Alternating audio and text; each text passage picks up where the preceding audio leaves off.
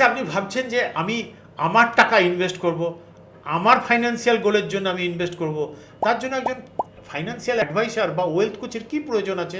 দেখুন, একটা কথা বলি, পাড়ায় যদি আপনি গলি ক্রিকেট খেলতে চান তার জন্য কোনো কোচ লাগবে না, কিন্তু কিন্তু যদি আপনি ক্রিকেটটা খেলে একটা কেরিয়ার তৈরি করতে চান, প্রফেশন করতে চান, তাহলে কিন্তু লাগবে।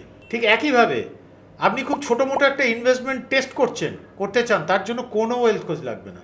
কিন্তু যদি আপনি আপনার রিটায়ারমেন্টের জন্য একটা ইনভেস্ট করতে চান, আপনি যদি আপনার ছেলে মেয়েদের হায়ার এডুকেশনের জন্য একটা ইনভেস্ট করতে চান, তাহলে অবশ্যই একজন ফাইন্যান্সিয়াল অ্যাডভাইসার বা ওয়েলথ কোচ থাকা দরকার।